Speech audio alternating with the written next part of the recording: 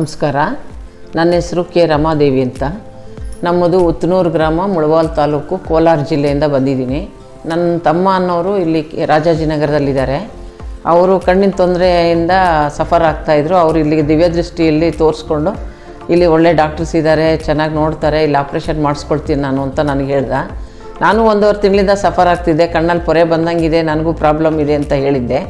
ಸರಿ, ಬರೋ ಹಾಗಿದ್ರೆ ಬಾ, ನಾನು ನೀನಿಬ್ಬರು ಒಟ್ಟಿಗೆ ಮಾಡಿಸ್ಕೊಳ್ಳೋಣ ಅಂತಂದು ಜೊತೇಲಿ ಬಂದು ನಾನು 8 ದಿನ ಆಯಿತು ಇವತ್ತಿಗೆ ಇಲ್ಲಿ ಆಪ್ರೇಷನ್ ಮಾಡಿಸ್ಕೊಂಡಿದ್ದೀನಿ. ಇವತ್ತು ಚೆಕಪ್ಪಿಗೆ ಬಂದೆ. ತುಂಬ ಚೆನ್ನಾಗಿ ಸ್ಪಂದಿಸಿದ್ದಾರೆ ಇಲ್ಲಿರೋ ಸ್ಟಾಫು ಎಲ್ಲರೂ. ಡಾಕ್ಟ್ರು ಒಳ್ಳೆ ಚೆನ್ನಾಗಿ ನನಗೆ ಆಪ್ರೇಷನ್ ಮಾಡಿದ್ದಾರೆ, ಚೆನ್ನಾಗಿ ಸಕ್ಸಸ್ ಆಗಿದೆ ಅಂತ ಇವತ್ತು ಹೇಳಿದ್ದಾರೆ. ಖುಷಿಯಾಗಿದೆ ನನಗೆ. ಮತ್ತು ಇನ್ನೂ ಒಂದು ಕಣ್ಣು ನಾನು ಶುಕ್ರವಾರ ಅಥವಾ ಸೋಮವಾರ ಮಾಡಿಸ್ಕೊಳ್ಬೇಕು ಅಂತ ಅಂದ್ಕೊಳ್ತಾ ಇದ್ದೀನಿ.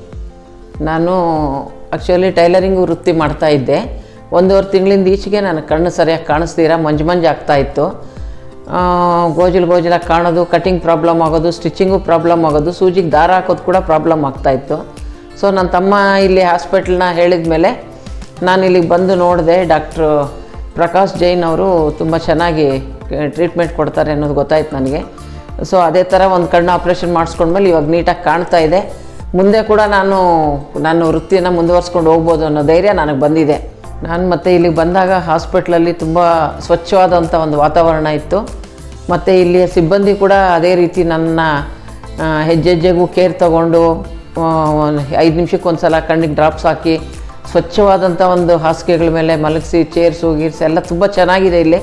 ಬೇರೆಯವರು ಕೂಡ ಇದೇ ರೀತಿ ಮಾಡಿಸ್ಕೊಂಡ್ರೆ ಅವ್ರ ತೊಂದರೆ ನಿವಾರಣೆ ಆಗುತ್ತೆ ಅಂತ ನನಗೆ ಖಂಡಿತ ಅನ್ನಿಸ್ತಾ ಇದೆ.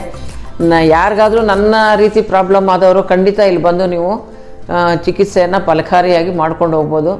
ಸೊ ಇದರಿಂದ ನಾನು ಡಾಕ್ಟರ್ ಜೈನ್ ಇವರಿಗೆ, ಪ್ರಕಾಶ್ ಜೈನ್ ಅವರಿಗೆ ತುಂಬ ಕೃತಜ್ಞತೆಗಳನ್ನ ಹೇಳ್ತೀನಿ. ಮತ್ತು ಸಿಬ್ಬಂದಿ ವರ್ಗದವ್ರು ಕೂಡ ನಾನು ನನ್ನ ಕೃತಜ್ಞತೆಗಳನ್ನು ಸಲ್ಲಿಸ್ತಾ ಇದ್ದೀನಿ.